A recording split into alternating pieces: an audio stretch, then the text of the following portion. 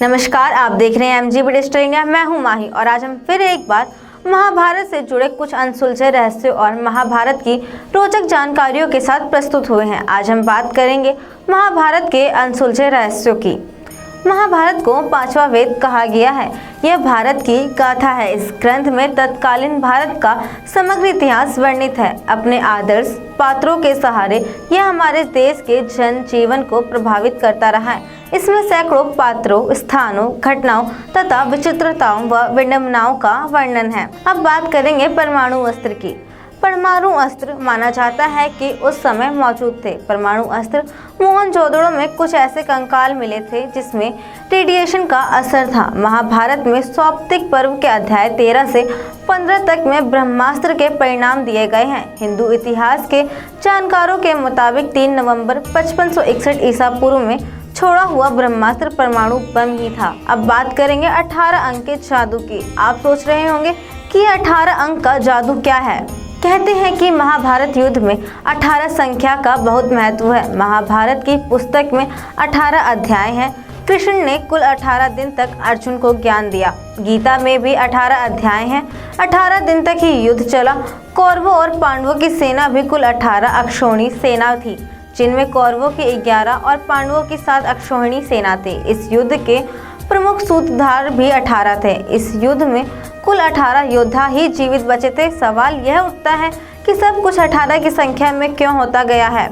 माना जाता है कि कौरवों का जन्म भी एक रहस्य है। कौरवों को कौन नहीं जानता। धृतराष्ट्र और गांधारी के 99 पुत्र और एक पुत्री थी, जिन्हें कौरवों कहा जाता था। कुरुवंश के होने के कारण ये कौरव कहलाए गए। सभी कौरवों में दुर्योधन सबसे बड़े थे। गांधारी जब गर्भवती थी तब धृतराष्ट्र ने एक दासी के साथ सहवास किया था, जिसके चलते युयुत्सु नामक पुत्र का जन्म हुआ। इस तरह कौरव 100 हो गए।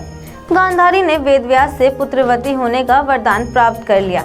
गर्भधारण के पश्चात भी 2 वर्ष व्यतीत हो गए, किंतु गांधारी को कोई भी संतान उत्पन्न नहीं हुई। इस पर क्रोधवंश गांधारी ने अपने पेट पर जोर से मुक्के का प्रहार किया, जिससे उसका गर्भ गिर गया।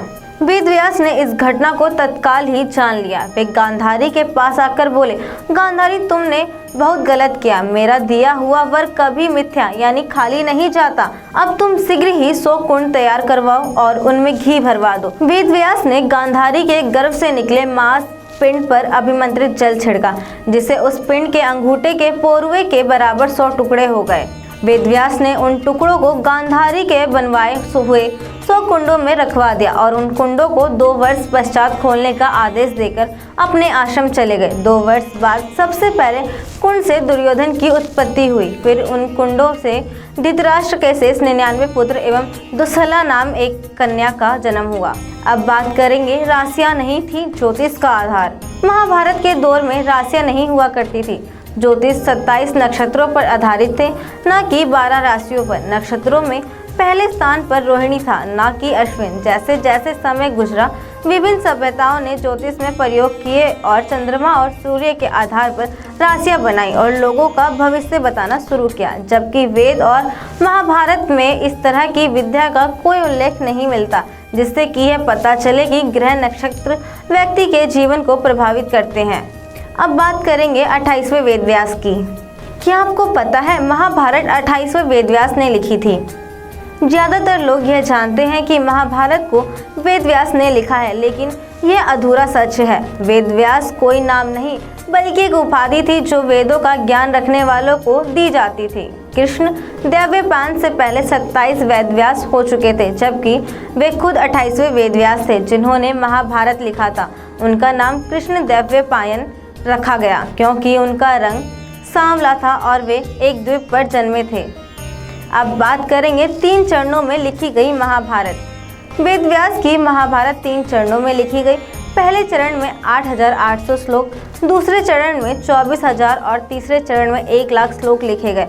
वेदव्यास की महाभारत के अलावा Bhandarkar oriental research institute Pune की संस्कृति को महाभारत का सबसे प्रामाणिक मानी जाती है। तो ये थी महाभारत की कुछ अनसुलझे रहस्य। आपको भी कुछ अनसुलझे रहस्यों के बारे में पता है तो आप भी हमें कमेंट बॉक्स में कमेंट करके अनसुलझे रहस्यों के बारे में बता सकते हैं। धार्मिक और इतिहास से जुड़ी जानकारियों के लिए अभी हमारे चैनल MGB डिजिटल इंडिया को सब्सक्राइब करें। वीडियो पसंद आए हो तो वीडियो को लाइक करें। धन्यवाद।